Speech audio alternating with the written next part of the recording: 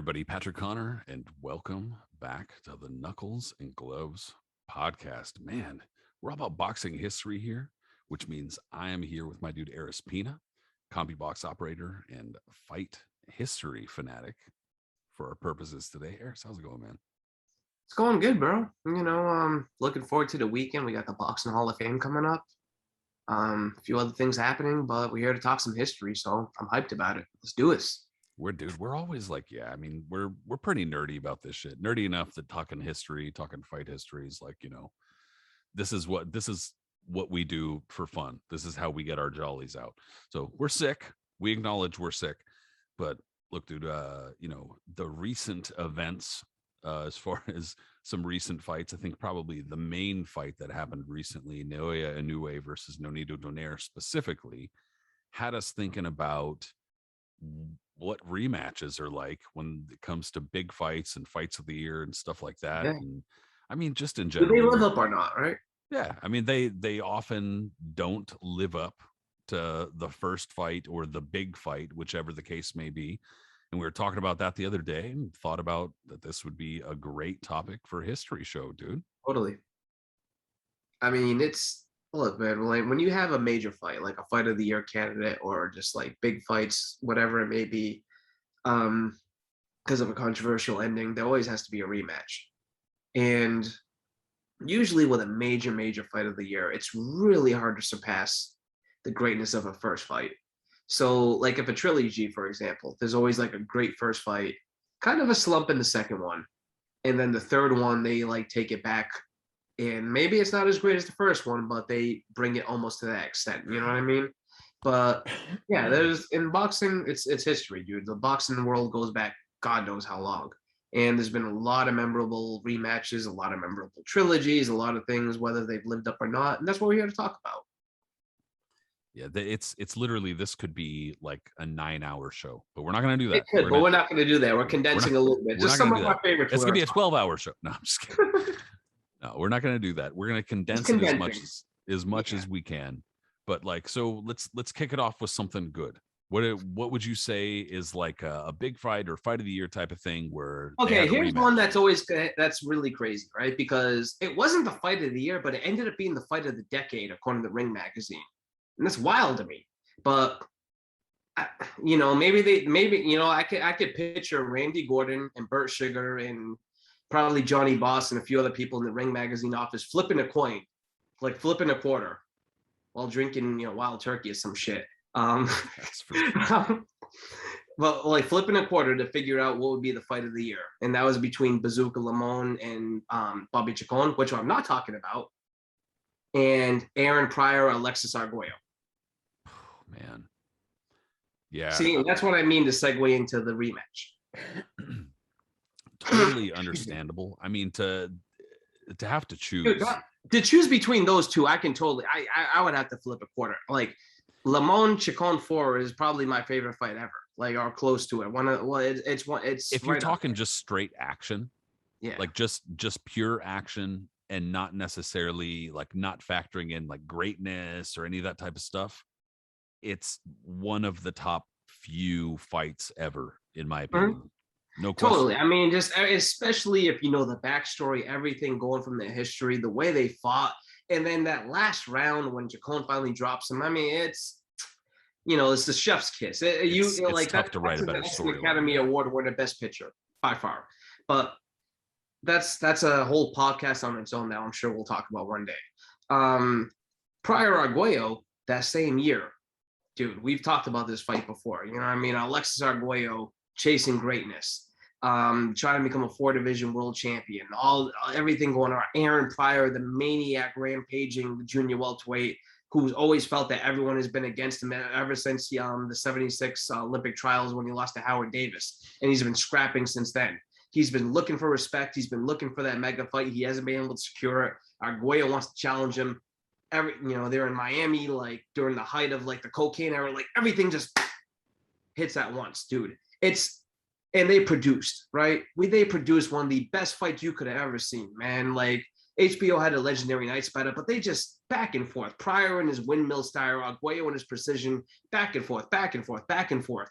that right hand Arguello hit him with that would have knocked out a fucking heavyweight. That Pryor's head snapped back into the lights. Pryor comes back. The controversy after it that we've discussed before with the black bottle and all these other things, yada, yada, yada. They had to have a rematch, right? So let me ask you this. Did it live it up to it? I mean, it wasn't a bad fight.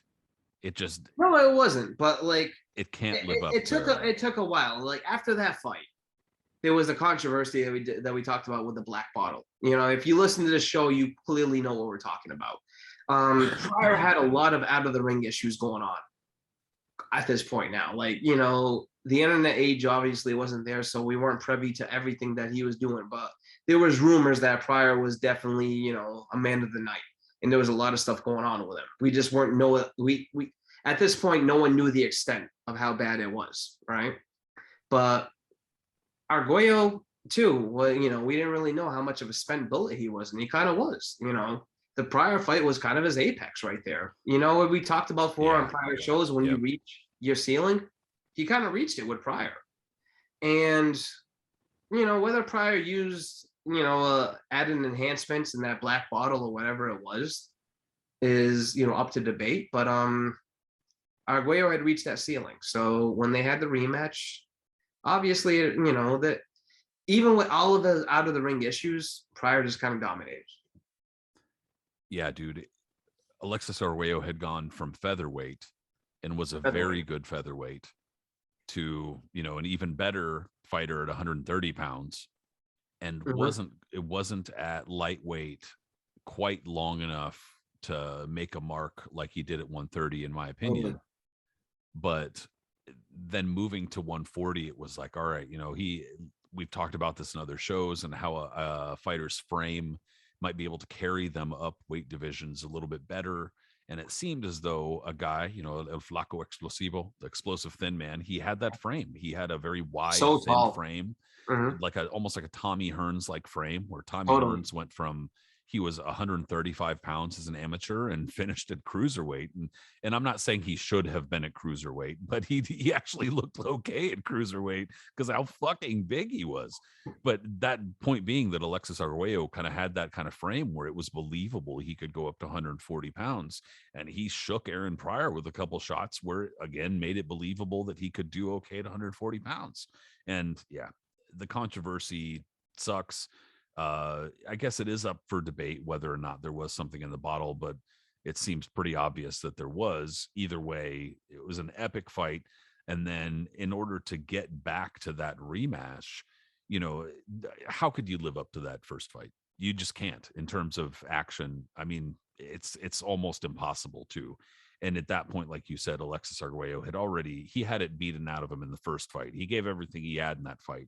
And then in the second fight, you could see, like, in even just the way the fight ended, and Arguello did that kind of thing, like almost slightly more pathetic than Zaragoza against Morales, but like, almost that kind of acknowledgement where he's just like, dude, it's so sad. He just really sat there on his hands. He just sat there like nodding as he's counted out, like, yeah, that's it. I don't have anything else.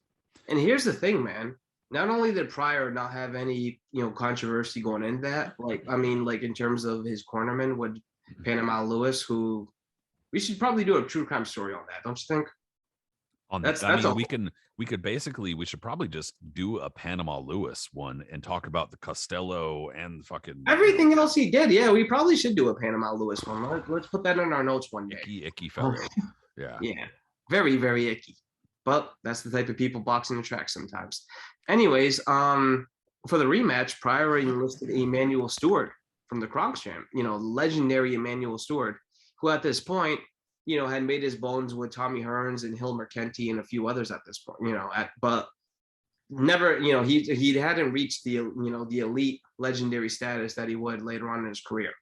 And Pryor at this point had a bunch of out of the ring issues. The amount of sparring that he did had left him with chronic migraines. He had a lot of stuff going on in terms of drugs and, scuffles and stuff going on. But somehow he put on a dominant performance and was able to stop him. Not to say that Arguello didn't have his moments. Like, Arguello still was competitive in the fight, but Pryor was just, the rampaging guy that he was. Dude, and not only that, man, like people, younger fans especially, when they talk about Pryor, they think of a guy that was just a whirlwind who just like overwhelmed you. If you really watch him, for instance, I was watching Pryor Arguello 1 yesterday, last night because I couldn't sleep. And it the way he fought, bro, like he had levels to him. You know what I mean? Like, watch the Cervantes fight, for instance. Antonio Cervantes, one of the greatest junior welterweight champions ever. Pryor comes out round one at like a windmill, just trying to overwhelm him as best he can. Cervantes is trying to counter off ropes. Cervantes caught him with a clean right hand, dropped Pryor for a quick instant to his knee. Round two, Pryor comes out and just starts this quick twitching boxing style that's so hard to read. But he's not like really overwhelming you, but he's still putting pressure on you, but he's boxing you instead. And his footwork is immaculate. You can't really read him on what he's doing. And it's so like that type of Pryor would be a nightmare against anybody in history. Like, he was beautiful to watch at that point. It's not it really wasn't like just a swarming attack. You're right. no, Yeah. no, man. He has so many layers to him. And that's what just made, and he did the same against Arguello, you know? Like, when he would come out there and the way he would bounce off his feet, jab, jab, jab, jab, jab, and his head moving, and he would like, his foot like Jersey Joe Walcott type like footwork that he would be doing, and the other stuff, and then punching with his lead hand, throwing up, like you couldn't read him, dude. Pryor was something. If he didn't really touch the drugs and didn't really do stuff like that, which isn't possible considering the way he grew up, his environment, like everything that he had to come through from his background, he had a really, really tough background to come through. And considering the 80s, a guy like him who struggled to get to the top, and you can almost compare him slightly to Leon Spinks, I guess, and him like getting everything at once and having coming from nothing and getting everything and just indulging in it. It's tough not to do. He became a product of that. And it's unfortunate because look at his career. He still became a first ballot Hall of Famer and everything. After everything he got through and what he didn't really like I still feel like he had so much more to accomplish than what he did, and he accomplished so much, if that makes sense. You know what I mean? Yeah, dude.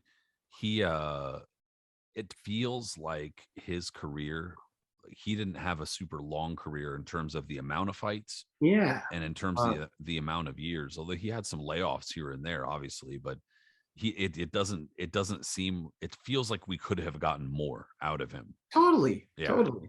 But like he should have been there against like guys like Chavez or Camacho. He still would have been there. He would have been a little bit older, but if he had never got into vices and other things outside of the ring issues, that could have happened. Yeah. Well, that's the kind of like, that's that conundrum when it comes to boxing is, Mm-hmm. the kind of people likely to get into it are obviously the kind of people who are going to have a real tough time getting out of it intact. So Totally. that's that kind of I miss Pryor though too, man, to say that at least. He was just one of the genuinely nicest, coolest guys you could meet. Well, and you're talking about the Hall of Fame week coming up, he would have been a popular attraction at Hall of Fame week. It sucks to say that because Aaron Pryor, when I was my early years up until mid 2000s, he would have been there. He was there every year, literally every year, very accessible.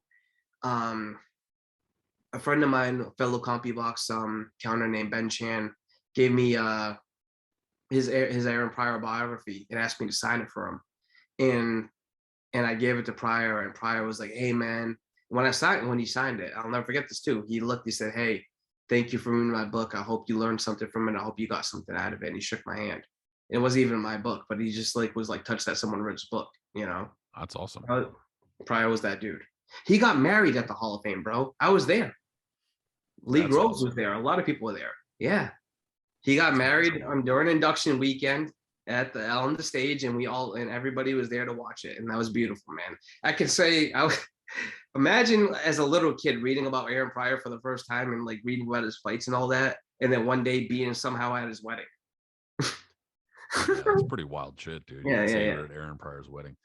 Yeah. Cool. I mean, he, needless to say, he didn't get a whole lot of rest in life. So hopefully he's resting well now. He deserves it. He'll definitely be missed. But what do you got, my friend?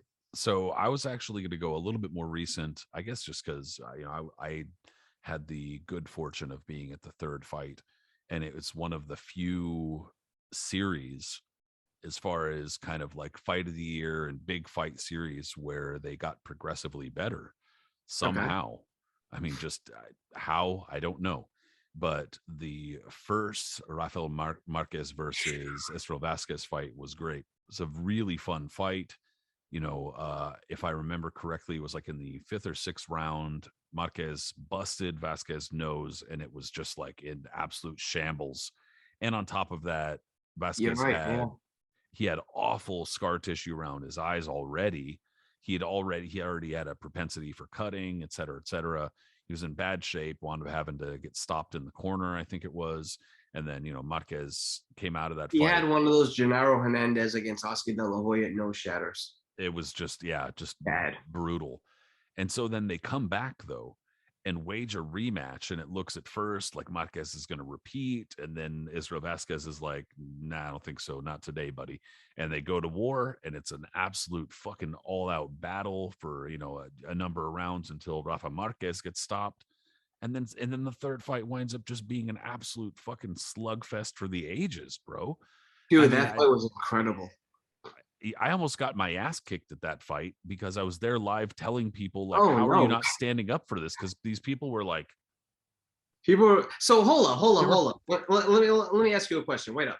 So people were sitting down during that third fight, which is one of the best fights of that day. yes, it was And like, then you challenged, and then you calling them out for sitting down, made them stand up and want but to I fight. wasn't even being like rude. I think I was just being like annoying more than anything. But it was like the 11th round or But something. that's what got them. That's what got them hyped to fight. And I was just like, what the fuck are you guys doing sitting down, bro? It's Like, this actually is hilarious. nuts. Like, how are you guys sitting right now? And they were like turning around, looking at me like they were I was like, I'm just saying, this is awesome, bro. Like, be my friend in boxing, help. No, it was crazy, dude. The just being able to be there for that was incredible. All three fights were really good. I don't know how they could have progressively gotten better.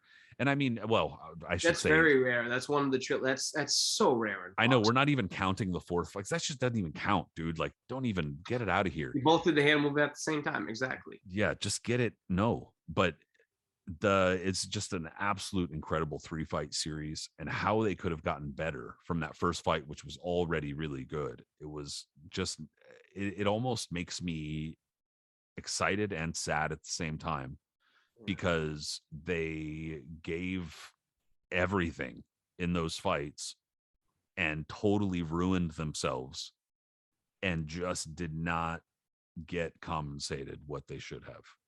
I mean, and I know that's on like a whole series of people and everything, but damn. And if you see like Rafa Marquez today, and his eye issues and everything, it hits you. And not, and again, this is not talking shit. This is me lamenting it. I saw a recent photo of Izzy Vasquez. Yeah. Oh, no, I was serious. I said Rafa Marquez. I meant Izzy Vasquez. That's what I meant. Yeah, Rafa Marquez has a lot of scar No, tissue no, too, he's but he totally seems fine. okay. No. I meant Yeah, Izzy. he seems okay Vasquez. I said overall. the wrong name. Izzy Vasquez. That's what I meant. All But of his eye man, issues and everything. Yeah. he looks awful. Like, I mean, Totally. he looks good health wise, No, he's good, but just like his eye issues but and everything. his face doesn't even look like him. He should have never fought that last fight against Marquez. But dude, Izzy so Vasquez sad. look at the amount of wars he provided for us. He first came on the scene. I think his Yeah, first fight oh man, on my guy American Johnny television. Gonzalez almost got him. He came so close. Dude, his first fight I remember watching him was the rematch with Oscar Larios, which I think he lost, which was on ESPN too, on a Friday Night Fights, and that was an incredible fight in itself. But he ended up coming back in the third fight and just blasting Larios out. But like you mentioned too, man, there's other fights to that. The Johnny Gonzalez fight, which no one really brings up today because there was a lot of good fights during that era, and it kind of, as fights tend to do, it kind of got lost in the shuffle. But that fight is incredible, man. Johnny Gonzalez was moving up in weight, if I'm correct, right? Yeah, he went from 118 to 122. Yes. And And yeah, it was on a pay-per-view on the card. I don't know what the main event was, but I don't remember what the main event was, but I'd have to look, but that but fight yeah. stole the show. Like Johnny Gonzalez dominated early, dropped him a couple of times. Like Izzy Vasquez was a warrior, bro. Came back and stopped him. That was an awesome fight. You had to take him out of commission because he was the zombiest. Like, you had to take him out. Totally, man. That was a great fight. It's a classic, alluding to Lee Groves' book. But like that's what that was, man. A very, very good fight. And then the Larios fights, and then you bring it up to the fights that he had with Rafael Marquez. Marquez was a wrecking ball during that time. You know what I mean? He was there in the he stopped Tim Austin's reign, who was a long reigning bantamweight champion. And then the way he was just bludgeoning through everybody else until he fought Vasquez. And like you said, he broke Vasquez's nose, everything. Then that rematch. But dude, the rematch, Vasquez came back, goes back and forth. Vasquez ends up stopping him. That third fight, though, I watched that here. I had nothing to my name at that point. I had just moved to New York. Was going through a lot of stuff at that point, and everybody is kind of struggling. I still paying for cable at that point a little bit, and I had enough that I was able to pay for that fight, and I watched that, and I just my mind was blown. I was sure everybody else was watching it. That last round, you can't beat that shit, bro. That was that culminated everything. The fact that fourth fight happened that you and I both said doesn't count because of how good that fight was in that third fight. Yeah, well, and I think also to finally get him paid right too. Yes. And I mean, I won't go into it. I'll just simply say that I was escorted out of the post-fight press conference for the third fight for yelling. Was it because of a person? Was it because of a promoter that likes to wear sweatsuits? And I yelled at Gary Shaw. Yeah, that's him. I screamed at Gary Shaw. Well, I asked a very insulting question, which I knew was insulting, and asked it specifically to be insulting, like a real asshole, because I was pissed. I was pissed for the exact same reasons that I was sad a moment ago, because I could see what was happening, and I could see that these fighters, I felt they deserved a lot more. I felt that it should have been much bigger than it was. I felt like the promotion was really lacking, et cetera, et cetera. I won't go into the whole big story. Point is, I wound up getting escorted out of the press conference, and yeah, to some degree, making an ass out of myself, but for good, at least in my head at the time, intentions. And so I remember it very vividly for a number of reasons, that being one of them. And so that fourth fight was largely to get him paid right. I remember that was one of the big promotional things for that fourth fight was they're finally getting paid $1 million. And I just remember slapping my fucking head and just going so they had to kill each other 3 times. And now this guy is going to have to go get his face punched off to go. Come on, you guys. So that's what I was kind of just I hated that shit. But the fights themselves and what they gave, timeless shit, dude. Absolutely unforgettable. Absolutely. Man, good reference for that one. Because it was so it was years ago, but I have a lot of memories of that too, in terms of where I was living out here and all this other stuff. Yeah, dude, you can't beat that. That third fight. And again, that was another Oscar award winner, the last round, Chacon Lemon 4, the way Vasquez caught him in the ropes and everything. Dude, Vasquez was awesome, man. It was such good shit. Yeah, really great cool. set of fights. I met Vasquez. I met Marquez with his trainer at the time, Daniel Zaragoza, and that was really cool at the Hall of Fame. I've always loved Zaragoza since I was a kid watching him and all that. So yeah. Hell yeah. We've talked about it before. Fighters who do it and get it done with little power. Yeah, man. Thumbs up from me. Thumbs up from both of them. Yes, sir. Here's one for you. A fight where the best pound for pound fighter in the world was actually struggling before he got disqualified in a fight that everyone was just holy shit, he looks human. And then brought out RJ. Yes. And so because of that, they had to have a rematch for that. And everyone was really, really, really curious to see. And they even had a Ring Magazine article where they thought that that person would give that guy all hell in the world, all that. We're talking about Roy Jones, Montel Griffin. And we're not talking fight of the years over here, nothing like that. But right, yeah. You know what? If you watch that fight live on HBO, the first fight, Montel Griffin gave Roy Jones absolute fits, and the way he won it and everything happened about that, they had to have a rematch. And of course, it was going to be on pay-per-view. Eddie Futch. Eddie Futch was in there training Montel Griffin. Eddie Futch, one of the all-time great trainers. Yes. Absolutely. That was, in my opinion, that was probably his last great performance. gosh, he died in 2001. Well, I mean, well, he was also So in the corner of Johnny Tapia when Tapia beat Romero, but there was so many cooks in the corner that like he was kind of like, an afterthought in that, right?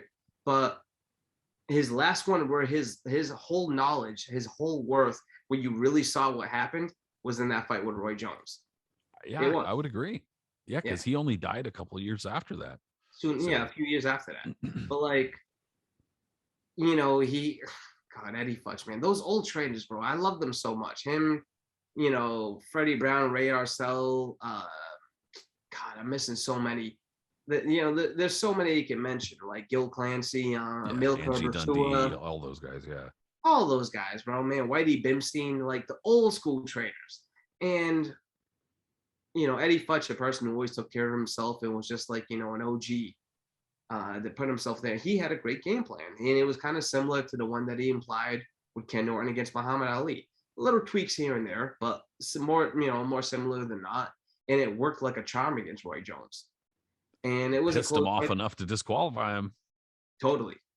But we had to have a rematch for that. And you know what happened? Montel Griffin made some of the most bonehead decisions in boxing history.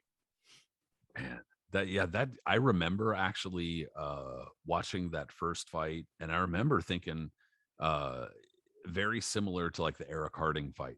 That Yes. that it was just a guy whose style, that counterpunching style, like Roy didn't like it. Roy, you know, it's obviously easy to say in hindsight, but in hindsight, I think there were two things that Roy either didn't like or that kind of undid him. One was punchers, obviously, Mm-hmm.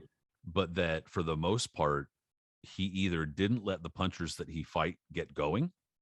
So he destroyed them before they even got going. And so Yes. he never had to face it, or he didn't fight them because there were a handful of punchers that he just never fought. And I mean, no fault. We ain't getting into that. I'm just saying.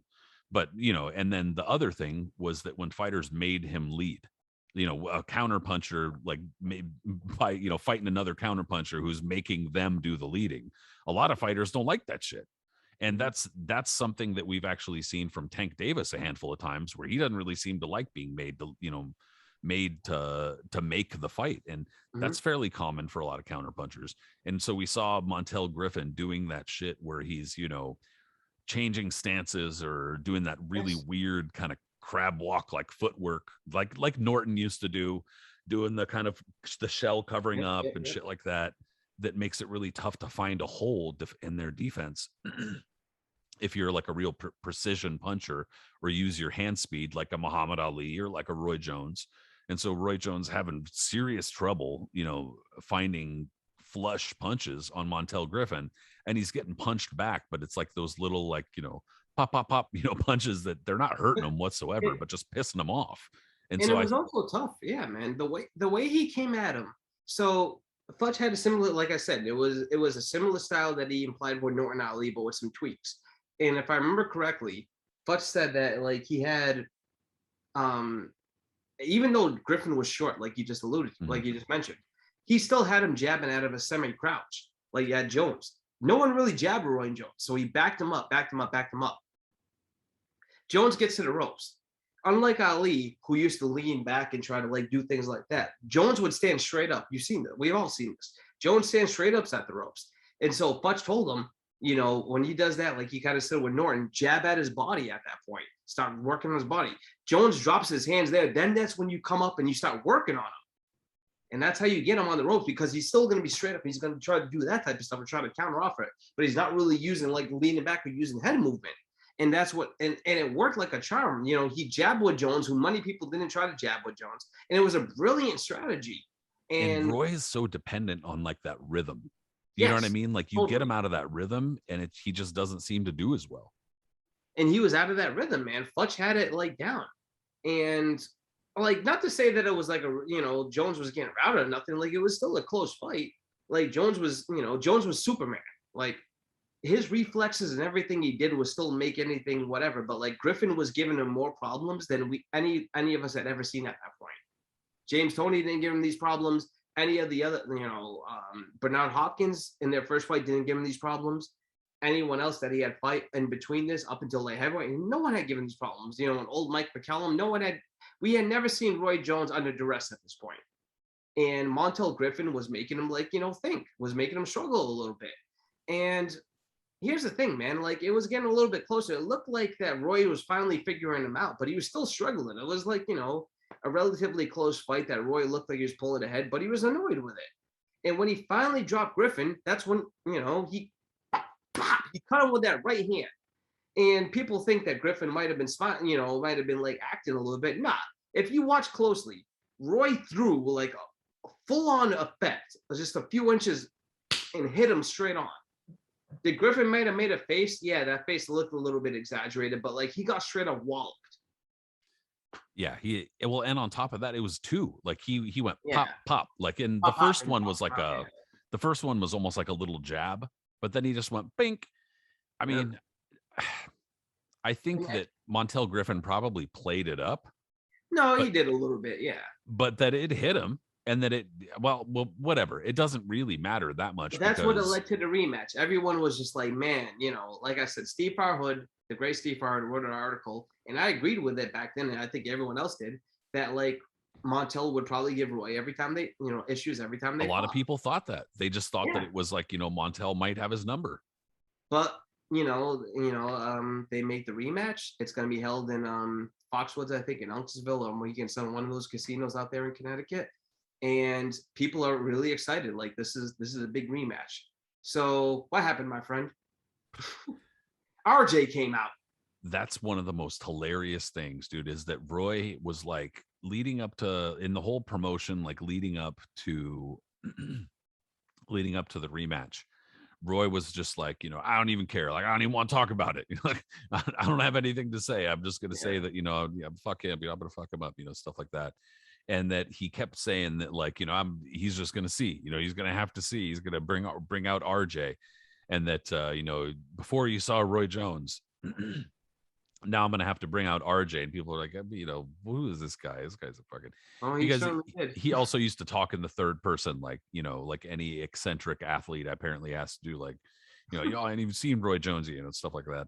And so Montel Griffith, man, you should have just kept your mouth shut and tried to, like, you should have just kept your mouth shut and tried to, I guess, box him again. Not like fired Eddie Futch and other, your other people. Yeah. Basically made the bonehead like have this success and then switch corners move that fighters occasionally do.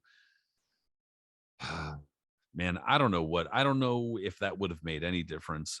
Says who knows if it was just Roy Jones honestly being pissed off enough to say fuck it and not really care, because Montel Griffin wasn't even gonna hurt, Montel Griffin wasn't gonna hurt him, wasn't gonna knock him out, wasn't going to do anything like that. So maybe he just said fuck it and said, I'm knocking this cat out. Why box him? Who knows if it was actually hijack in his corner? Who knows? But Roy Jones caught him with that kind of like leaping hook / uppercut, and caught him to the point where Griffith's head just went straight back like that. And I just, for whatever reason, what sticks in my head is the little leg flip. Like his legs went, and he keeps trying to get up, and his foot is malfunctioning. Man, yeah, he got. He destroyed. also had, if you remember the first knockdown he caught, he had that Curtis Stevens face that happened years later, where like if Twitter was around back then, that would have been a meme too. When he got hit with that first left hook, and he was like, yeah, he goes, oh damn, or something like that. Yeah, you could just see he was just like, what the hell just hit me? And yeah, that was RJ. Well, what's funny is that, believe it or not, I think it was at 170 pounds, whatever light heavyweight was in the amateurs in the early 90s. I don't remember, but at light heavyweight, Montel Griffin beat a whole bunch of fighters in the amateurs. John Ruiz, he beat John Ruiz, I think, a few times. He beat Jeremy Williams. He beat Terry McGroom. Remember that guy? Yeah, of course. He beat a whole bunch of very recognizable fighters who went on to become heavyweights and shit like that. He was a tricky dude. But no, he was a really good fighter, man. If you watch back on the 20 fights where the consensus was back then, they were really, really controversial. Think about this. Montel Griffin had less than 20 fights before when he fought James Toney the first time. And he beat him. Like that was really, really impressive. Like Toney was just coming off the Roy Jones fight. And that was like Griffin was like his, Griffin being an Olympian and all that, like, dude, he was a very good fighter, man. You know, he lasted a little bit longer than probably he should have, and you know, being his size and everything like that. But like, he was a very tricky fighter, very good fighter. Yeah, he was not an easy guy to fight, not an easy guy to look good against. Kind of almost like a more skilled like John Brown, you know, Yeah. And just a like pain he in the had ass. Eddie Futch in his corner, he had the venerable Del Torrance in his corner. Like, you know, he had a lot of very, very veteran trainers out there, like that give him the best advice to what he had to do. Yeah, I respect the shit out of him. Yeah, a serious pain in the ass. So Would that right to as Dwight Strider. Howard you height? Absolutely. So what's next, my friend? All right, dude. So I'm actually going to go back a number of years and just kind of, I guess, talking about both fight of the year, but also a case where the rematch definitely did not live up to the first fight whatsoever. We're talking about the night that Rocky Marciano won the heavyweight title against Oof. Jersey Joe Walcott, and then the Yeah. follow up to that. So, I mean, Rocky Marciano was pretty easy to it's pretty easy to see why with his fighting style he would be in a fight of the year caliber fight. A guy who's like 5'8", 5'9", built like a brick shit house, and just throws almost nothing but haymakers, Mm-hmm. and obviously a very heavy puncher. It makes for good TV, makes for a good fan experience. Watching to see him slump some fools is pretty rough. So you could see Hey it. man, it's from Massachusetts, bro. There's some people out there still that you can't talk bad about the Rockle. They'll still try to punch you. Totally, dude. Either Marciano or Hagler, even though Hagler is not technically from, it's just like you can't Nah, say anything. nah, Hagler's one of us. Yeah, we take Hagler as a He's been adopted.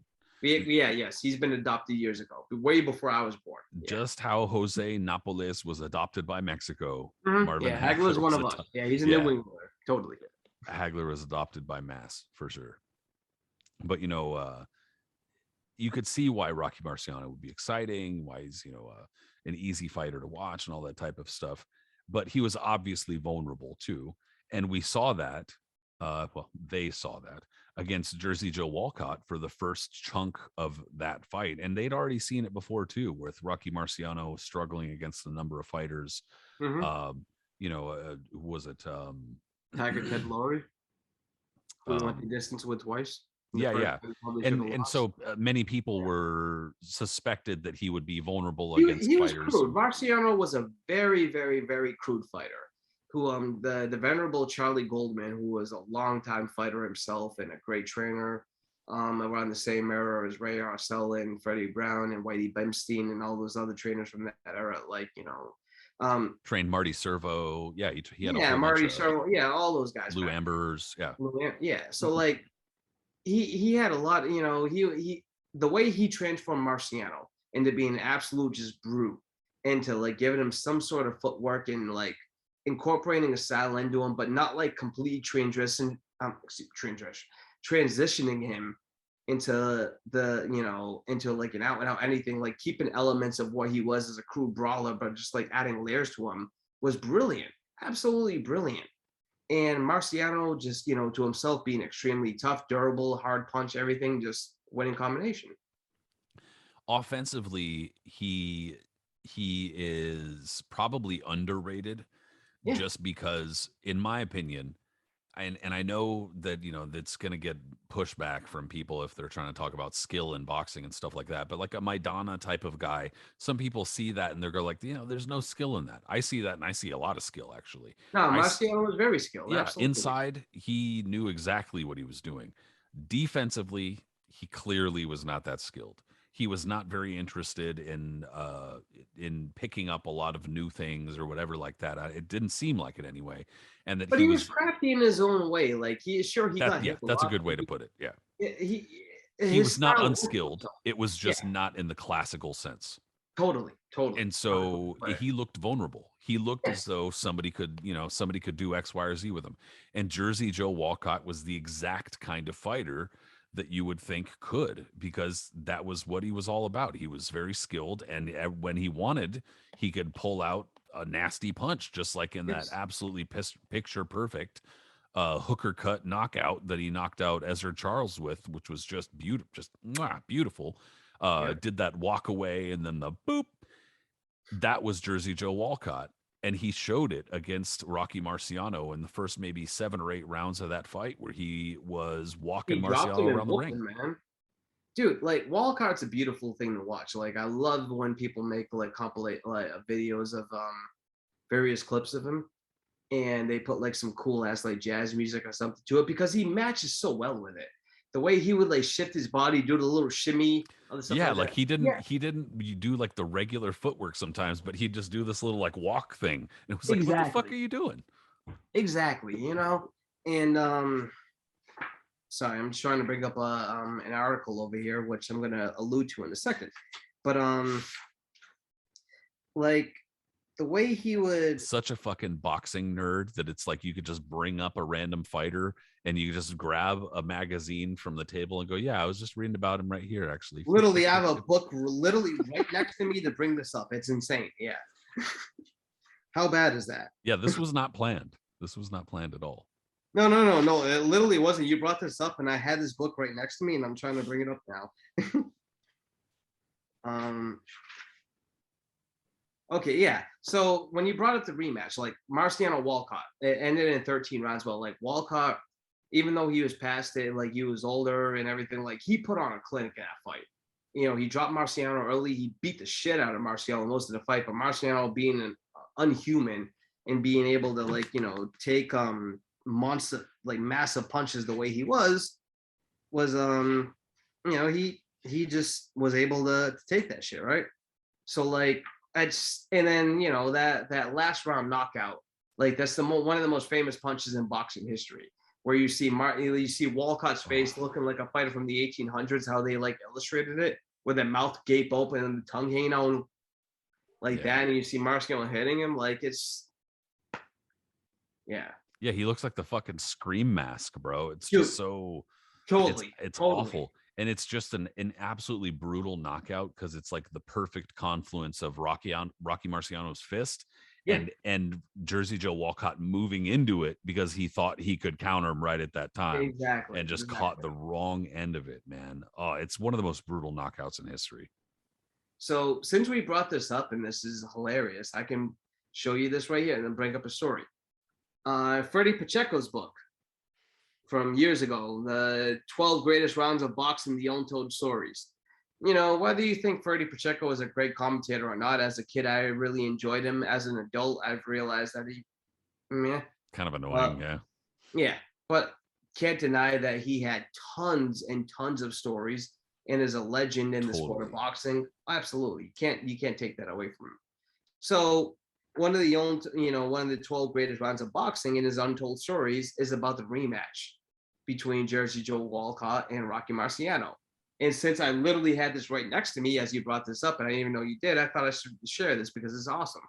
So he's gonna, you know, I'll just read it to you really quick. It's not really that long-winded, but a little bit. An untold story. The great fight called for a main match. He's talking about Marciano Walcott.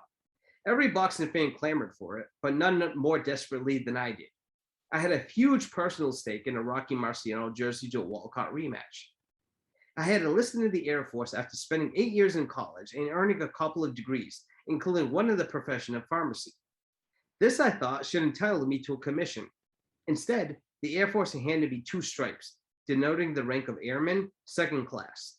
To get that commission, my only alternative was officer candidate school, for which I qualified in the spring of 1953. The first 3 months of OCS was sheer hell, the object being to weed out the weaklings and otherwise unfair. Part of the intense physical hardship and hazing that the cadets underwent was a rule prohibiting them from smoking, drinking anything but water, and eating only candy bars. None of that bothered me since I did not smoke, drink cokes, or like candy. We had a flight officer who was a sports nut. I quickly made a deal with him. If our unit won the championships in an upcoming OCS competition, he would allow us total privacy and lift the ban on smokes and drinks, so that we can watch on television the May 15th, 1953 Marciano Walcott return match for the heavyweight title to be held in Chicago. I use this motivation to whip our teams into a kamikaze-like frenzy for the purpose of winning our championships. After all, I reasoned Marciano and Walcott had fought 13 rounds in their first encounter. This time, they would probably go the full 15. Translating that long bout into minutes and adding the time for pre-fight and post-fight TV coverage meant that we could have at least an hour and a half to smoke, drink cokes, and eat Hershey bars in an air-conditioned recreation room. After what we had been going through, no oasis in the Sahara ever seemed as inviting. We indeed won our championships. Cashing in on the deal I had struck, we were allowed to don our comfortable fatigues and slouch around the TV set, smoking, drinking cold cokes, and munching on Hershey bars. Of the many millions of Americans who screamed in outrage when Jersey Joe Walcott pitched forward from a perfect right-hand punch after only 2 minutes and 25 seconds of the first round had expired, none yelled as loudly as the cadets of the Charlie Flight Class 53C. Right! Back in Class A, formation in front in 5 minutes and clean up this mess. Move it, move it, move it, barked our flight officer. All of a sudden, the upperclassmen swarmed among us like predators on their prey. Many in my class refused to talk to me for a month after the fight. I can't say I blamed them. It was my introduction to the foolishness of trying to predict the outcome of boxing events. Who would guess that years later I would make a handsome living doing exactly that? Bro, how many of us have not experienced? We've gotten a bunch of friends together for some fight, and we're like, bro, there's gonna some violence. This shit's gonna be so fucking good. And then it fucking comes up and it's the biggest bullshit, and they're so pissed at you, and you're just like, bro, it's usually good, I swear. Not at that level though, man. I can't imagine being in the army and convincing all of my people in my class to say, hey man, we're gonna have an hour to smoke and drink and do whatever the fuck we want during a fight, and it lasts only a minute.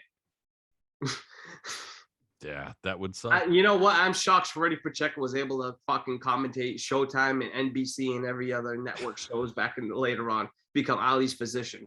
Because if I was there during that thing, I would have made sure I would have taken his ass out. Yeah, we beating his ass with a sock. I would have fucking soap. Like daylights out. Yeah, put a fucking bar of soap and a pillow. Like, you pushed me, everything I could have done, everything I've like, all this stuff. I finally get a break, and you tell me this break lasts a minute because of this. Do you know how much cocaine I could have done in an hour? We throwing hands. We're throwing hands right here. We're throwing hands. Absolutely, dude. You know. I actually remember, I can't remember what program it was on, but I think it was one of those old HBO shows. I'd have to look, but they did, you know, a whole little analysis of this fight and the ending and stuff like that on one of those old programs, because it was considered controversial at the time, because they were like, you know, there's the first fight where Walcott is doing fairly well throughout much of the fight, and then starts to kind of fade and visibly gets tired, and then just absolutely gets obliterated. But then in the first fight, which almost, you know, never really seems to get going and seems to be taking a similar trajectory as the first fight in that first round of the rematch, and then Marciano just blasts him with this kind of awkward, like, right hand kind of shovel punch type thing, and catches Walcott just perfectly on the chin, and like it's like, you know, he's moving backwards, but it's just in a way so it's like just his jaw gets caught. They both throw at the same time, and Marciano just got there first. It was like a 6-inch punch that just obliterated Walcott's face, and he flies back onto his back, and his legs are up and shit. But then he gets up, and it looks like he's okay. Like he. I'm sorry. I was actually referencing the first fight, but no, totally. I know you talked about now. Yeah, like in the rematch, it looks like he's okay. Like that, the punch lands perfect, but it looks like okay. Like he's gonna get up from this, and it looks like he's about to brace himself on the rope. And when he goes to get up, it's like he stops, and then he reaches 10, and it's like, and then he gets up, and he's just like, what? Yeah, and it's like, oh, bro. No, you missed it. You know, like we've seen dude, I remember Muhammad Abdullayev. Remember that fool? I don't know if you remember this. This is kind of a deep cut here. I'm sorry. But I remember against fucking Emmanuel Claudy. Hey, that's much of a deep cut for me. He got, for you it's not. For the average. So he wound up getting knocked down. And I remember he's sitting there looking right at the ref, and the ref's going like 8, 9, and he's going, and he's like looking right at him, and he counts to 10, and then he hops up, and then he's going, what? And I was remember thinking at the time, oh, bro, like I don't know if this was a translation thing or what. I don't know if like, your brain gets fried. Like I've been knocked silly a couple times. I can't. I Aaron mean, Pryor kind of did that against Bobby Joe Young in his only loss. yeah, He yeah, got yeah. dropped with the right hand. He gets It's up, he happened a bunch jumps of back down times. to his knee, crossed himself, and then like he let himself get counted out. But that's the thing. I don't know if fighters forget if you go back down on if you get up and go back down on the knee, like I you mean, can dude, kind of walk I've that. been knocked silly before, and Yeah, I can honestly say that in that condition, if there was somebody going "Huh," in my face, I'd be like, "What in the fuck are you doing?" Like, totally, huh? totally. Like Yeah. it's alarming. But I guess that's the whole point about being a pro fighter is that you're supposed to be conditioned to know what to do in that situation. But still, Mhm. it was strange. And so Jersey Joe Walcott is like, he hops up and he's like, "Where are we? I don't know what's going on. Why did you count me out?" And then starts complaining that the count was quick. And they did a post-fight interview and all the sorts of stuff. But then in the magazines and in the articles, people were talking about how it was controversial and that the count was quick. Other people were talking about how he had deliberately took the count, like it was fixed, basically, Yeah, type of yeah, thing. yeah, totally. And on top of that, the associations with Rocky Marciano, regardless of how strong they may or may not have been to the mob, the fact that he's an Italian American probably Mhm, scared some mhm. people. And on top of that, the streets of Boston and around Boston were a kind of scary place when it came to mob and mafia shit around this time. Shout out Yes, sir. to Don Stradley, who wrote a book specifically about this for Hamilcar. But in any Mhm, case, mhm. yeah, dude, I think a lot of people were skeptical. But if you watch it, He that did not punch hang landed around perfect. Southie during that time. I'll just say that. Scary shit. And it's understandable that people would think that. But it was No, anyway. no, I mean, like it looked it, and especially if you know Walcott's background too with his management, that was known that was like mob tied as well. Like there was a lot of It was a questions. funky time. Yeah, totally. So Uh, yeah, that's my offering, is that that rematch definitely did not live up to the first fight. no, totally not. Um, well, another one too that like took a few years, a couple of years that it took too long to make was Chavez Taylor. You know, That's a good one. Yep, that's a good one too. That is and actually a really Chavez good one. Taylor, we've talked about it. Everybody that's listened to the show and everybody that knows, like, it's one of the most heartbreaking fights in boxing history because like if you really think of it in that regard, like Meldrick Taylor, he took so much punishment that like regardless of what anything, he would have ended up the way he did, his career did, because like, he was shocked by that fight, but he deserved that victory. There was 2 seconds left. Richard Steele should have probably seen that, right? That light flashing above him. The way that it's a championship fight. That was the first time he got knocked down. All this other stuff. Like there's a lot of circumstances, but by the time that rematch happened and everything that like went through with it probably it didn't need to happen. It really, really didn't need to happen. And Taylor at that point was completely shot. You know what I mean? But he still made it competitive. We talked about that not that long ago. I don't remember the show, but the Legendary Nights, it's such a Yeah, yeah, vivid yeah, clip where yeah. they do the, like, before the pre-fight and then the fast forward 10 years later Totally. Yeah, interview. It's yeah. just like, oof. Or if you watch Meldrick Taylor against Terry Norris and they interview both fighters before the fight, and then you listen to both fighters today. And I love both of them immensely. Like Terry Norris is one of my all-time Right. favorite This is fighters. not us like making fun No, no, no, no, whatsoever. no. It's just sad to It's hear. You know what I mean? yeah. Yeah. Yeah, man. That's actually a really good call too. The first fight so tremendous as far as like that build and momentum that finally, they're poetically, and when people write about fights and stuff like that and they talk about like Yeah. the art in fights and things, often we get these kinds of fights and that kind of build up and there's never a payoff. There's never like a big release. Like there's never is that 12th round knockdown or knockout. It just goes to a decision, and there's nothing wrong with that. But that fight and the way that everything built up and like the tension, and where you're just sitting there biting your nails, like where you're like, can Meldrick Taylor get through? Like, can he just make it to the bell? Like, is he going to? And you could see Chavez coming on, chomping at the bit, just kind of saying, fuck this, and coming after him, and then finally catching up. And it's just like, holy shit. Yeah. There are few things better than that. Whether you're a Taylor fan or a Chavez fan, just that like release of fucking hormones is crazy. And so that first fight, was so huge and so controversial. Even now, dude, like, I talk about shit I post on the history page, but it's relevant because I feel it's a good gauge as far as fan reaction and shit like that. Every single time there's like a war in the comments and in the replies, there's like fucking people are gonna get shot and stabbed. I have to measure myself as far as how often I talk about it, because people get heated. Even now, they don't agree. I mean, So they were the two best fighters in the world in 1990. All right, like 1A and 1B. You had them match up. You had them fight dude, and it was a brilliant fight. Taylor, for all of his flurries, and then you see Chavez coming back in his little ways, but Taylor was still ahead. And then a little bit after halfway point, you see Taylor's face all swollen and bloody, and you're just like, wait, what the fuck happened? yeah, how did this even? Yeah, he Yeah, was doing all right. What happened? like, because there's like certain things, man. You see it, like Chavez would land boom, boom, boom, and like land a big right hand, and then Taylor immediately afterwards would it would get all the announcers, including Sugar Ray Leonard, just like all hyped up. You see him like throw a flurry to the body and just come back with a fucking hook in the right hand that would snap Chavez's head completely back. And everyone's like, "Oh my god, those were beautiful flurries," and they were beautiful flurries. But Taylor fought too much like a Philadelphia fighter in that fight. If you listen to the commentary of George Benton, not so much Lou Duva, who I respect, but like was more of a hype man in that team, um, on that team.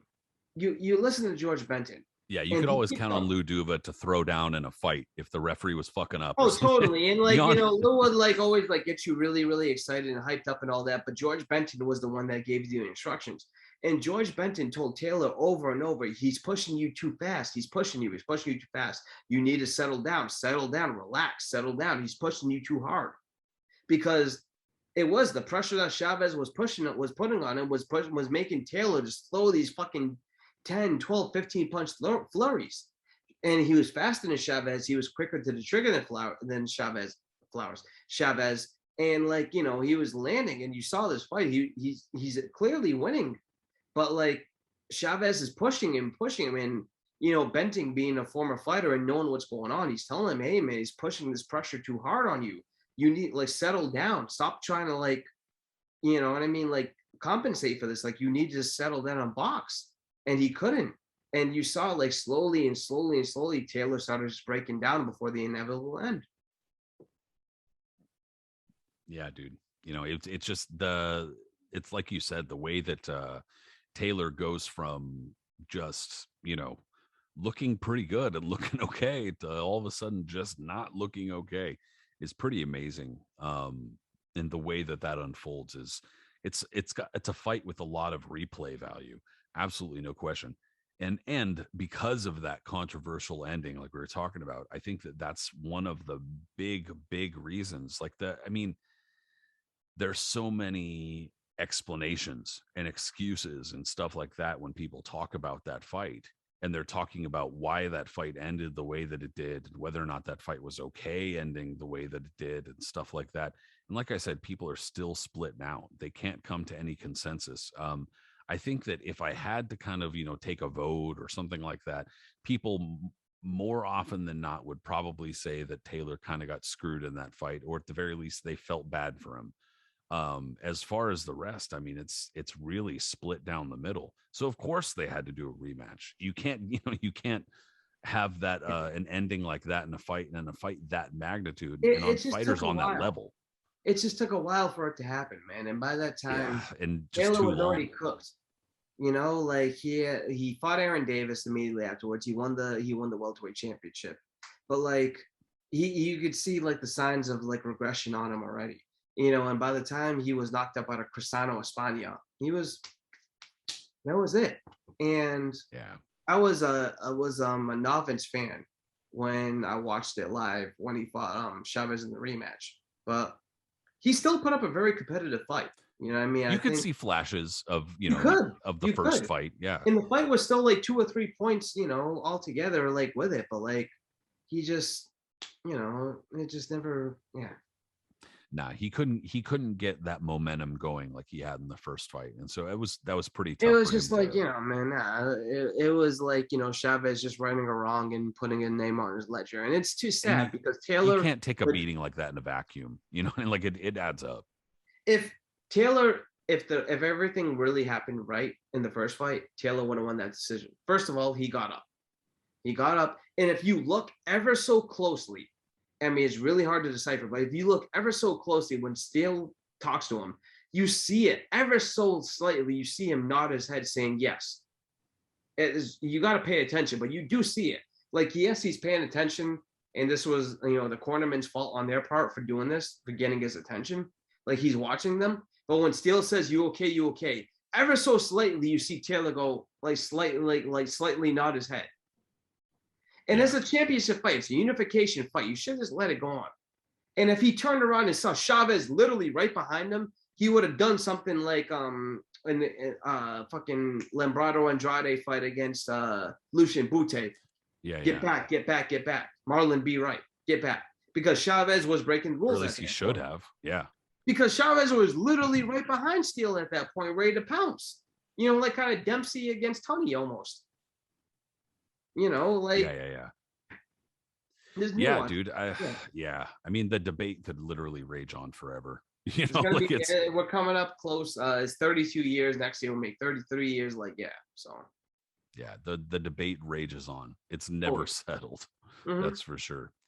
And well, I guess there's not really too much debate about it anymore, and they seem to be kind of friends, but frenemies, on and off friends. But the next one I was going to talk about was, I mean, easy one to talk about. And on top of that, two fights between them, one fight of the year, going back to the fight of the year, just because it's easy.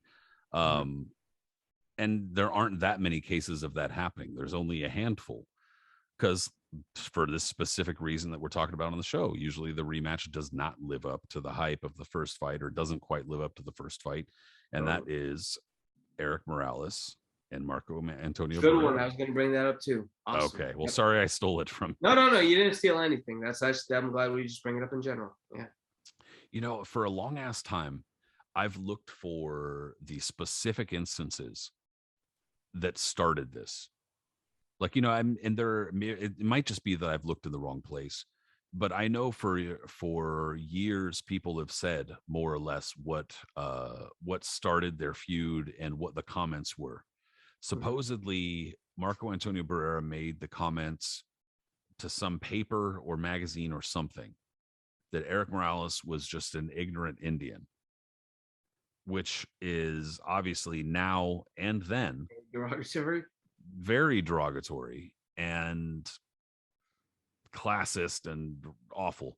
There's a lot. And Yeah. but and I'm not saying that what Morales responded with was equal, but that he responded something to the effect of that Barrera. I think he actually might have responded a homophobic slur, but that he basically responded to the effect of, look, Barrera's family is, if I'm not mistaken, his family makes movie sets in Mexico City. And so they're I not like know Barrera was more well off than Morales. Yeah. yeah. So they're not like wealthy, but he comes from like a fairly, like middle class family or whatever. Totally. And that is a source of tension, not only in Mexico, but all over the fucking world. And so supposedly that's where everything started. And then leading up into their first fight, it made sense. Like it made sense, I guess, that they would be kind of at each other as far as like the landscape of the division. But also, this was like, again, everybody thought that Marco Antonio Barrera was done. Like he had like several career resurgences and shit. And they thought that he was basically done, Junior Jones, a big debacle, Yeah. etc. And then he goes in with with Eric Morales, who is this up and coming destroyer. And a lot of people felt like this was a bad opponent for Barrera and the bad time for him. And I mean, luckily they locked horns and it wound up being just perfect.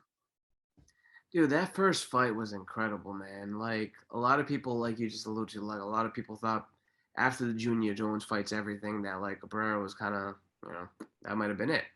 Like he had reached his ceiling, like we mentioned with Cambosis. We talked about with Cambosis on before. Um, it didn't happen to be the case, man. You know, Morales was riding really high at that point. He had knocked out Junior Jones. He knocked out he finished the career of Daniel Zaragoza. Like he was looked upon as being close to the man of that division. Was Wayne McCullough before him or after? Ooh, that's a good question. I think Ooh, before. I think it might have been a fight before. It was before. Yeah. Yeah, it was. And so you know, Morales had like established himself. Like you mentioned, Barrera, he got based. Forget about the DQ. He got stopped by Junior Jones. Junior Jones stopped him. You know, bludgeoned him with right hands, and that was stopped. The rematch, Barrera performed better, but still, you know, lost a close decision. So yeah, you know, by the time 2000 comes around, and Morales, who was young when he first won the WBO title, and it was still like growing and developing as he stopped Daniel Zaragoza, make his subsequent defenses up until his zenith now against Barrera. He was looked upon. He still hadn't reached his prime, but he was like really, really close to him. He's on the upswing and won the pound, you know, looked upon as a pound for pound great. Barrera, the consensus, most people are looking at him. He wasn't washed, but they thought that Morales would have been, you know, a guy that just would have beat him to keep on solidifying where he was at. You know, Barrera had already, you know, the two losses that he lost to Junior Jones. Yeah, it looked And like so two guys going in different directions. it totally, totally. That's how I looked at it. That's how it was presented. That's how I even thought about it a little bit. And it totally wasn't one that, man. Like the back and forth, both guys were hurt. They hurt each other. They cut each other. It was one of the best fights of the 2000s, if not the absolute best fight. If Corrales Castillo one didn't happen, that probably would have won the award for best fight of the 2000s. It's so rare that you see fighters on that level doing that shit where they just go like this and just like both of them at the same time, just dude. you know, like, and it's like they just don't move their head, they don't give a fuck, and they're just like, I'm punching, you're just fucking go. Like, dude, and it like doesn't both of happen them that could often. take each one of them shits. You know what I'm saying? Like they could take their power. That was what's beautiful about it. Like they hurt each other, but neither one like really went down. They were both marked up, and Yeah, they couldn't quite get the edge on the other. Like it was just like it was yeah, just so man. Every back and time forth. Morales looked like he was starting to like roll, Barrera would come right back. And anytime Barrera looked like he was rolling, Morales would fight back. At the end of the fight, I thought Barrera slightly edged it by the Yeah, slimmest of I think a margins. lot of people felt like that. Yeah. Yeah. When Morales won, you know, I wasn't mad, but I was like, you know, I thought Barrera won it. And the second fight, which happened in 2002, correct? Yeah, yeah, yes. That you know, kind of like Ward Gotti, that was like the slow one of the series. Yeah, I actually quite enjoy that fight. I know a lot of people don't, especially compared to the first fight. Like Yeah, it's cool. I get it. You know, it's definitely not the barn burner the first fight was. And no, but and it was still a compelling fight. And you know they had a lot of heat with each other, but compared to how the first fight was, and the flurries and the action and the hatred and the violence, this one was much more condensed, and that well, favored Morales. and I thought that you know, the rematch, it was kind of just like, all right, well, Barrera had settled down a little bit and decided that he was going to box more in the rematch, especially because, like I said, he had already had this like after the first Morales fight, and especially because he lost, some people are like, all right, well, I guess that's last chance for his ass. You know, he's out now. And so Yeah, then they put him in with Nassim Hamed, and people are just like, nah, Hamed, nah, dude, Hamed's gonna whoop his fucking ass. I remember that shit. A lot of people were like, yeah, I dude, told Hamed's you. gonna kill him. Are you kidding But me? yeah, I will make a point. The fight before that, even though he was washed, when he fought Jesus Salud, you got to admit, Barrera like that's when he first employed the boxing style. I thought like the style that no one had really seen before, when he was really pumping the jab and everything else. And I was like, I thought that too. I was like, holy shit, he looked different than I had seen him. Well, and even But I still so, thought he was going to whooped against Hamed. I That's agree. Yeah. No, yeah. I agree. But even so, a lot of people were just like, yeah, I mean, he's hits Agreed, too agreed. hard. He's too No, good. totally. I thought Hamed was going to do it too. So did And I. it was like he had this another, you know, extra rebirth against Hamed, even though I will say, and I might catch flack for this, but I thought that fight on the cards was a lot closer than people, because people are like, oh, Barrera whooped his ass. And I'm kind of Well, looking it's at it all like, about that last round. Remember when Barrera put him in the in the full The Nelson, head, yeah, the and then headlock shit, yeah. yeah, and then grabbed him and slammed him into the ropes. And Jim Lampley made the comment, a la spelled Barrera or something ridiculous. Like it, Yeah, dude, especially with like so we much we've happened discussed around on that we time. And discussed this on a prior show. Hamed gets no love today for whatever reason, and well, everybody and thinks there were a he's lot one of of the funky greatest around. comments made right around that time that, Yeah, especially now years on, watching it back and watching like the documentary about it, is just like, yeah, bro, yeah, you yeah. guys were talking about this guy in a really racist way, man. Like, and anyway, but the way that Barrera was able to just well, he had the biggest moments of that fight. He won that fight. There's Yeah, absolutely no totally. question. And then so after winning that, and then he had kind of continued that style into the Morales rematch, which I thought he won fairly clearly, but then that was controversial because people were like, nah, Morales made the fight, he pressed the fight. And so it was like, they got to do it a I'm gonna third be time. honest. I have not watched this since 2002. It's been a long time, but in any case, yeah, them splitting those first two fights and the way that they both look so different obviously meant at some point they were going to have to fight a third time, and they still fucking hated each other. So, making for a third fight, the second fight in terms of action did not live up to the first fight, but the third fight, on the other hand, it didn't quite live up to the first fight in terms of intensity, but was very, very good. Well, it certainly surpassed the second fight. That's for damn No sure. question. And And and Barrera, even had the added bonus of Eric Morales' father throwing the water bottle at Pereira when he came to say, like, let's make up. I mean, that's I'm glad those two seem to be like I heard they had a falling out again, but like I read it or Yeah, something. But yeah, like it's tough to know. I don't know. who knows, but man, but like yeah, that's one of the rare occasions where like they really step up for that third fight and like both bring it to their full extent. But Yeah, I think Barrera solidified himself for winning that trilogy by like clearly winning that third fight. I Because agree. a lot of people thought that he won the first fight. Second fight is 50-50. I know a lot of people I thought Morales might have edged it. Yeah, But that third fight, Barrera clearly won it. And it was the fight of the year. Like it was an incredible fight, but Barrera just got the better of it. I agree. Yeah. Yeah. So they And had two fights of the year. And I mean, which is yeah, in itself rare. totally, totally rare. There's um not so much well, actually, I'll bring one up for you. It just took years and years and years to have a rematch. Thomas Hearns and Sugar Ray Leonard. In a fight that, and here's the thing that's interesting about that. We don't have to elaborate too much on it because I think we've discussed it before and most people have probably seen it, but that was a fight beforehand that most people thought was an afterthought and that Leonard was just trying to like, just get another rematch on his record where he can blow out the competition. And Hearns, to his credit, was able to, because of the motivation of the first fight and just dying for a rematch and still, not being as washed as everybody believed, was able to produce one of the best fights of the 80s. And not only that, he got clearly robbed in that fight. I'm a huge Tommy Hearns fan. It's my favorite fighter. Yeah. Even so, that first fight is, if not my favorite fight, just one of my It's favorite an fights, incredible fight, unquestionably. man. Like, you're not going to get the type of action that you're thinking when people say it's one of the best fights of all time. And then the average boxing fan is going to think, oh, it has to be like Ward Gotti, war to war, Ali Frazier type deal. It wasn't Exactly. like that. There was like four different fucking stories to this fight, chapters, everything you want to say, man. It was beautiful. Yeah, the corner work is great. There, it has like epic, it has some epic quotes. The "you're Yes. blowing it, kid." It's got some great commentating. The moments in the fights, there's back and forth. It's at a high But skill level, it's and the it's at the way they perfect had to change their styles completely too. and it's at the and it was like at the perfect time in their respective careers.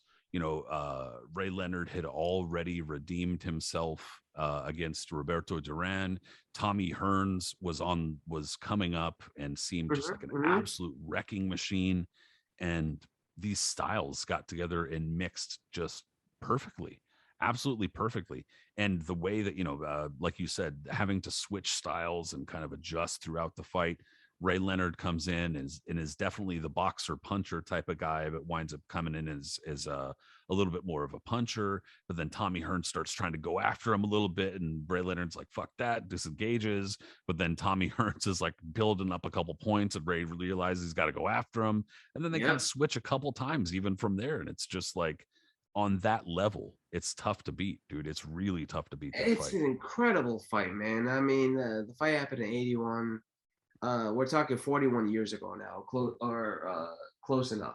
So that fight happened in September, so we're talking almost 41 years ago now, and it still holds up as like all the fights everybody like want to compare it to. Is it Leonard Hearns? Is it Leonard Hearns? Is it Leonard Hearns? With that being said, the rematch almost gets overshadowed to a degree. You don't hear many people talking about it as much. It was a good fight. It was a hell of a good fight. Like even Leonard today, Tommy's still pissed. As he should be. That's the one fight Sugar Ray Leonard will admit that he lost. Besides the one which that is he really out saying lost. something. Yeah. Besides the Terry Norris and Camacho fights, that's the one fight Sugar Ray Leonard will say, yeah, I lost that fight. And he did lose that's that really fight. saying something too, No, because totally. he's got a hell of an ego about that shit. Like, not to say it was a blowout. Leonard had a lot of moments, and he came close to stopping Hearns at the end of the fight. But Hearns dropped him twice, and outboxed him for the majority of it. It is what it is. But it was a really compelling fight and a tough fight. But Hearns, obviously still feeling a lot of salty from '81, just compelled himself to really bring it. A lot of those guys will do that to bring themselves to another level. And and he had to kind of will himself through the end of the fight too. He did. He really did, because he was in deep shit at that point. Oh man, yeah, that's a good one. It's sad, especially for me as a Hearns fan, but still though, it's part Hearns of what deserved that win, man. And like people say, oh yeah, the four kings, Hearns probably at the bottom. No, you listen. Name me one guy. Name me one fighter that outboxed Tommy Hearns. That's what I'm saying is that I know. Now you're gonna get me into fanboy mode, but I know people are talking about Tommy's right hand, and they should, because that's a hell of a right hand. Great left hook too, by the way. But he was an incredible boxer, dude. He was a really, really incredible off boxer. Of his jab, right hand, those body shots that he would throw like a whip, everything, man. Tommy Hearns was incredible to watch. Yeah, incredible boxer. Easily my favorite, dude. Actually, that's going to be about all we have time for, believe it or not. But I mean, we jammed some good fights in there. We definitely did. And there's other ones too that you could have brought up, man. There's a whole Zale and Graziano. Graziano. First two fights, all-time greats. The third fight, a putt. We alluded to Ward Gotti. First fight was incredible. Second fight was kind of a dud. Oh, I mean, it wasn't a dud, but compared to the first and third fights, it was. Yeah, totally. We mentioned in one of our recent podcasts the fights between Jeff Harding and Dennis Andres. And also, too, you want to go back a little bit, the long-awaited rematch between Joe Louis and Billy Conn that took way too many years, and both guys were past it. That's a good point. Yeah, well, and like the whole fight of the year thing gets funky because it gets funky and all that, but I'm just talking about different rematches. Oh yeah, totally. Yeah. Well, and the whole concept of the fight of the year, they came up with it in the 40s officially, but there were awards for fight of the year before that. But anyway. Oh yeah, totally. I appreciate you coming on to talk some more history with me, man. It's always a great fucking time, dude. Oh man, this was great, bro. We're always just rolling. And listen, if anyone, for the Hall of Fame's coming out this weekend, if anyone's, wants to, any listeners of the show or anything like that, I'm going to be out there. Unfortunately, Pat can't join me, but if you see me, I'm going to be the guy wearing a 40-year-old t-shirt and having a lot of tats. You can't miss me. Yeah, dude, you should be pretty easy to see. You can't miss. I'm the one with the Sonny Liston tattoo, some other stuff around there, and I'll probably be wearing a Duran or Benitez shirt or something like that. You're going to be the one just absolutely flocked with Knuckles and Gloves fans. No question. Hopefully so. Hey, dude, I appreciate it. And everybody who listened in on the podcast, we appreciate you. If you wouldn't mind subscribing, also appreciated. Rate us, give us a comment. We love that stuff. If you watched on YouTube, also subscribe, comment, all that thing. We love those things. We're on social media. Knuckles and Gloves is on Facebook and Instagram, Twitter too, but we're also individually on Twitter. My buddy Aris is on Twitter as Punch Zone Aris, me, Patrick Connor. I'm on there as Patrick M. Connor. interact. We'll talk to you soon, Sir. Aris. I'll talk to you soon, bro. All right, man. Enjoy, everybody. Yeah, have Later. fun at Hall of Fame too, man. Yes, sir. Later, everybody.